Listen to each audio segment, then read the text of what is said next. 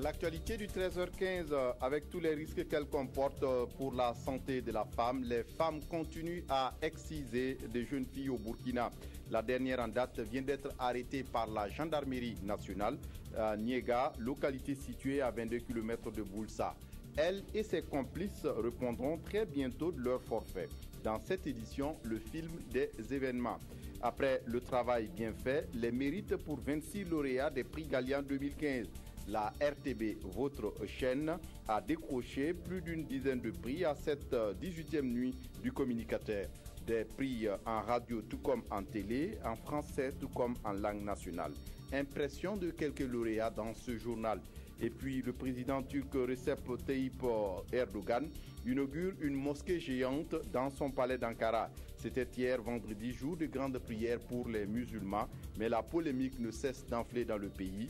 Les opposants au projet estiment que la laïcité a été bafouée en Turquie. Mesdames, Messieurs, bonjour et ravi de vous retrouver. Face à la pratique de l'excision, le Conseil national de la lutte contre la pratique ne baisse pas la garde. Ce jeudi à Boulsa, la gendarmerie, avec l'aide du comité provincial, vient d'arrêter une exciseuse et ses complices.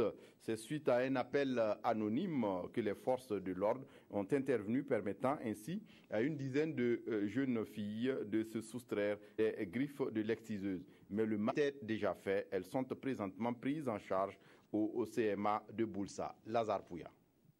Voici les 11 filles excisées ce jeudi 2 juillet dernier à village situé à 22 km de Boulsa sur l'axe Puitenga-Boulsa.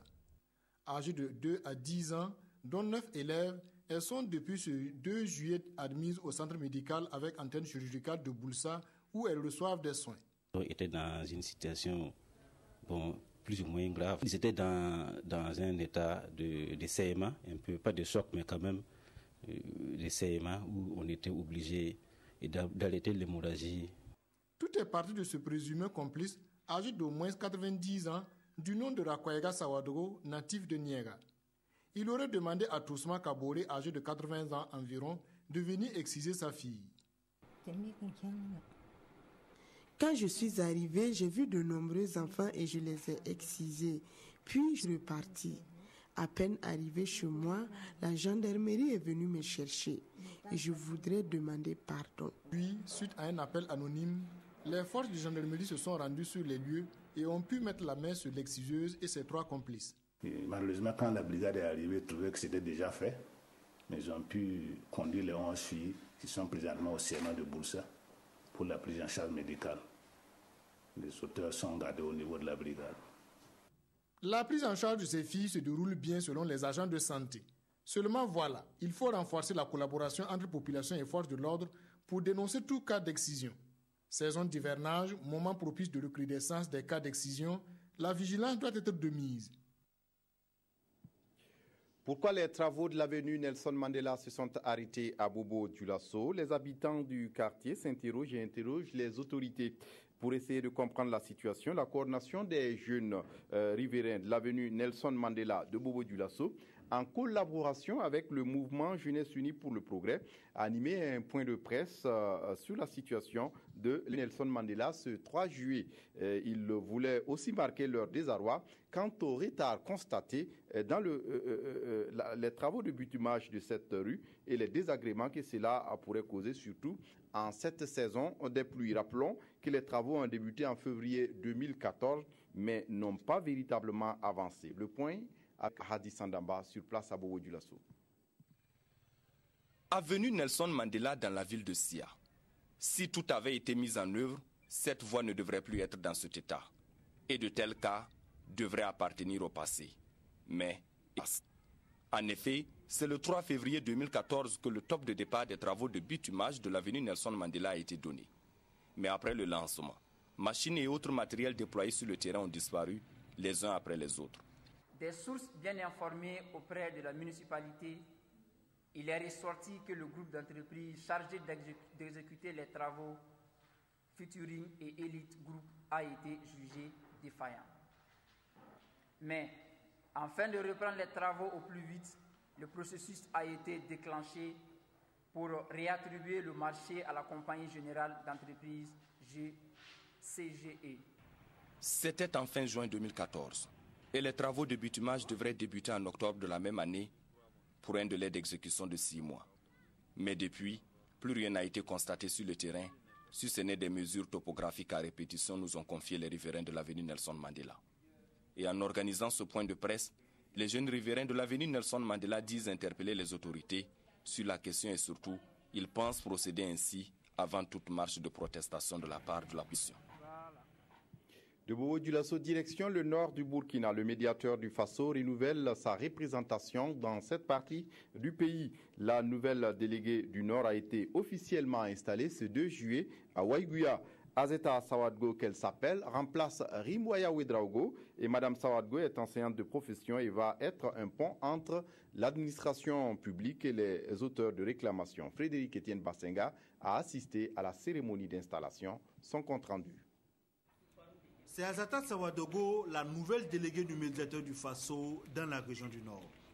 C'est elle qui va désormais recevoir les réclamations relatives au fonctionnement des administrations de l'État, des collectivités territoriales, des établissements publics et de tout autre organisme investi d'une mission de service public dans les provinces du Loroum, du Yatenga, du Passoré et du Zonoma. Qu'elle prenne le relais auprès de monsieur le délégué sortant, monsieur Rimwaya Ouedraogo, qui a fait un bon travail dans notre région, dans la région du Nord. Donc nous voulons qu'elle prenne le pas, qu'elle suive son exemple pour toujours, en collaboration avec l'administration régionale, accompagner tout citoyen qui aurait besoin d'elle. Azata Sawadogo sait que la tâche ne sera pas facile et pour atteindre les objectifs qui lui ont été assignés, elle s'est déjà tracé une ligne à vivre. Je dois en tout cas faire des audiences foraines au niveau des provinces, des chefs-lieux des provinces, pour pouvoir voir la visibilité de l'institution. Je dois aussi rencontrer des gens pour essayer de sensibiliser et puis montrer vraiment qui est le médiateur du Faso, qu'est-ce que l'institution, quelles sont ses activités. Azata Sawadogo est une de profession. Elle a exercé essentiellement dans la région du Nord et a occupé dans ce cadre différents postes de responsabilité. C'est une femme engagée dans la défense et la promotion de la cause de la femme et de la jeune fille. Et puis une compagnie kenyane spécialisée dans la production du miel expose son savoir-faire à Ouagadougou. Sa spécialité, ce sont les ruches modernes qui pourraient révolutionner l'apiculture au Burkina. Puisqu'au Kenya, elle a déjà donné des fruits de la vie de ce promoteur. Zoom sur cette ruche innovante avec Drissa Serré. Christopher Nzuki s'est rendu dans les localités de Koubri, Konsiri et Boromo. Son constat est formel. Le Burkina dispose d'un potentiel énorme en matière de production de miel. Selon lui, le miel produit au Burkina est de bonne qualité, mais n'est pas compétitif sur le marché international du fait des mauvaises conditions de manutention et de récolte. Sa compagnie est là pour aider les apiculteurs à produire et à exporter du miel de bonne qualité qui respecte les standards internationaux. Look, the bees, c'est un miel excellent. La différence quand vient la pollution, c'est lorsque nous sommes en train de récolter. C'est la récolte qui fait la différence et c'est la raison pour laquelle nous insistons sur la formation pour venir training them the good way of producing honey. Sur la base de ce qui est fait en Afrique de l'Est et en Afrique centrale pour moderniser la production de miel, la compagnie Hive propose aux apiculteurs burkinabés un kit de 10 ruches plus des équipements accessoires à 2 85 000 francs CFA. Un prix jugé raisonnable si l'on sait que c'est une activité à fort potentiel d'emploi qui contribue beaucoup dans la lutte contre la pauvreté. Ici, nous ne touchons pas aux alvéoles, c'est ce qui nous permet d'avoir jusqu'à 6 récoltes par an. Cuts the comb out. Hive va lancer bientôt une commande de 1000 ruches. Cette année, la journée de l'entrepreneuriat s'est déroulée sous le signe particulier de celui de l'entrepreneuriat comme alternative durable au chômage. La journée a été l'occasion de business fora, de salons entreprendre, mais aussi de nuit du mérite. Aimé Soulange Guigma. Avec un marché de l'emploi qui offre chaque année environ 20 000 emplois pour 150 000 demandeurs, Cette 10e édition des Journées de l'entrepreneuriat burkinabé ouvre les portes de l'auto-emploi aux jeunes, une solution durable au chômage. Un minimum de 10 milliards 500 a été injecté à travers des guichets, donc les guichets d'entrepreneuriat des femmes et les guichets aussi concernant donc le secteur dit informel. Cela étant, l'État est en train, tout n'est pas financé, l'État est en train de créer aussi un cadre institutionnel favorable à l'accompagnement des jeunes. Et je pense que ces présentes journées-là s'inscrivent dans ce cadre. Tour à tour, promoteurs d'entreprises, professionnels du financement et de l'appui technique et partenaires ont réitéré leur engagement à accompagner les jeunes souhaitant démarrer ou développer leurs entreprises. L'auto-emploi ou l'entrepreneuriat, ça ne tombe pas du ciel, je pense. Il faut certaines connaissances, il faut une certaine technicité. Il faut peut-être aussi lutter contre les préjugés que l'auto-emploi passe par les petits métiers, comme on dit. Il faut aussi beaucoup de motivation, il faut la confiance en soi, il faut un peu oser. Avec cette plateforme de l'offre et de la demande, il appartient aux jeunes de s'informer sur les opportunités de création d'entreprises viables, de nouer des relations d'affaires avec leurs pairs et les institutions d'appui, et ce à travers des conférences, des expositions et des rencontres B2B. La 10e édition de la Journée de l'entrepreneuriat burkinabé s'est donc achevée en apothéose ce 3 juillet à Ouagadougou. La Nuit du Mérite, qui a couronné la manifestation, a connu ses lauréats qui ont été récompensés avec des prix allant de 100 000 francs à 7 millions de francs CFA. Ce sont les porteurs de projets qui sont soutenus pour la réalisation concrète de leur initiative dans le but de promouvoir l'entrepreneuriat ici au Faso. Cette année, la diaspora burkinabé a pris part à la compétition. Bouma Ernest Nibier. La Nuit du Mérite, c'est l'apothéose de la 10e édition des Journées de l'entrepreneuriat au Burkinabé. Un cadre qui a permis de récompenser plusieurs meilleurs projets dans le domaine de l'entrepreneuriat. Les prix vont de 100 000 à 7 500 000 francs CFA. J'ai présenté la production de l'oignon bio dans la zone de Bagré. J'ai eu 5 millions. Je suis très content de recevoir ça parce que c'était vraiment un projet de ma vie. J'ai eu un prix Coris d'un montant de 6 millions de francs CFA qui vient appuyer mon projet de création d'une structure moderne d'élevage et de commercialisation de porcs de race. Organisée par la Maison de l'entreprise et ses partenaires, l'activité a pour objectif principal de donner à des porteurs de projets d'entreprise de réaliser leurs rêves à travers des subventions. D'année en année, on se rend compte qu'il y a eu une amélioration dans la présentation des projets qui sont présentés. Notre objectif, c'est de faire en sorte que les projets que nous recevons soient beaucoup plus innovants, c'est-à-dire sortir du cadre classique des projets que nous avons l'habitude de rencontrer. L'innovation majeure à cette édition est l'ouverture de la compétition à la diaspora burkinabé. Le jury salue l'engouement des candidats, surtout la participation effective des étudiants. Cependant, déplore le manque d'originalité et de créativité dans leurs projets. Je vous le disais en titre, la 18e nuit du communicateur a finalement pu se tenir ce 3 juillet à Ouagadougou. Les jurys des prix Gallian ont pu se pencher sur environ 300 œuvres. 26 seulement ont été distinguées. Après le travail bien fait, vient la reconnaissance pour les journalistes des organes ici au Faso, notamment la RTB. Plus d'une dizaine de prix d'excellence sont allés à ces journalistes qui ont compéti dans diverses catégories, en radio tout comme en télévision, en français tout comme en langue nationale. Frédéric Etienne Bassenga. Une soirée riche en couleurs, c'en était une, celle qui a prévalu au pavillon du Soleil Levant au Siaou.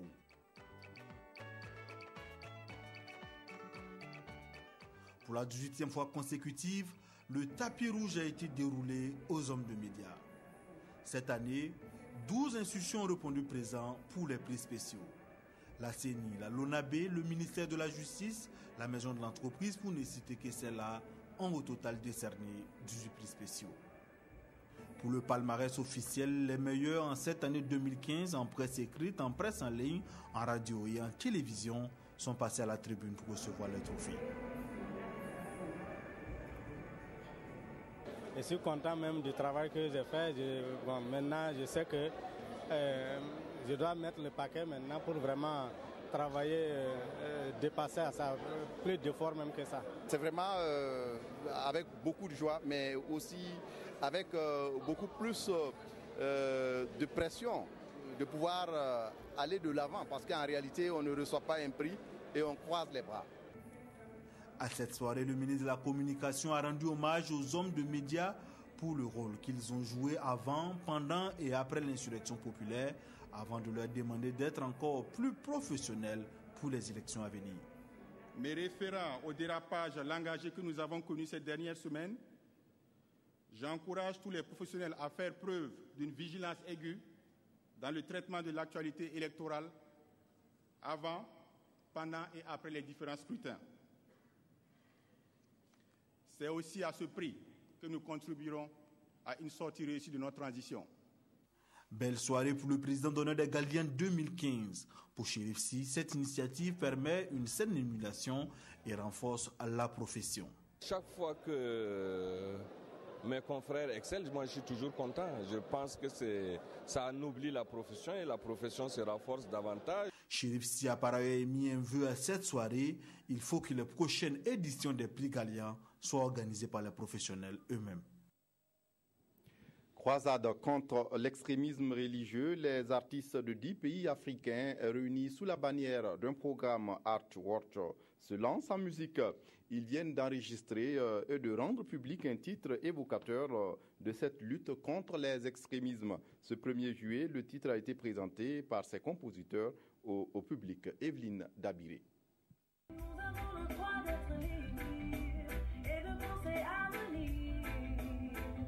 C'est cette musique pour dire non à l'extrémisme religieux qui justifie cette conférence de presse.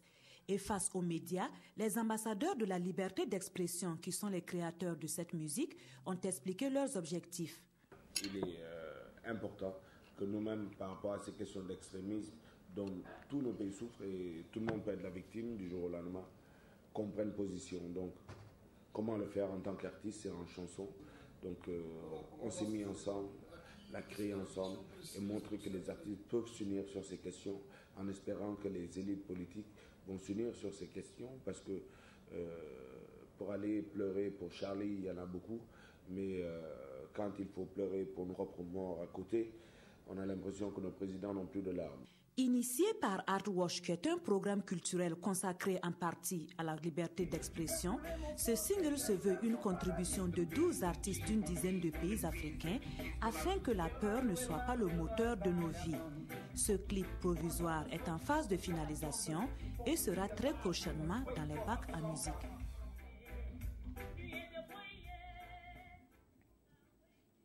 En sport, Altitude Naouri 2015, c'est parti depuis hier vendredi avec l'ascension réservée aux équipes du Centre national de transfusion sanguine et à la presse nationale. Les journalistes et leurs partenaires d'un soir sont allés plus haut, mais à leur rythme, nous dit ici Jérôme Tiendrabego.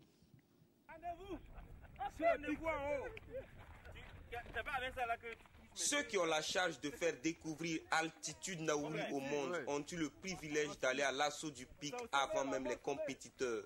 Au nombre de 21, ils se sont lancés à 17h11 à la poursuite de l'équipe du Centre national de transfusion sanguine, partie plus tôt. Mais le chemin qui mène au sommet du pic est long d'environ 400 mètres et surtout tortueux et parsemé d'obstacles.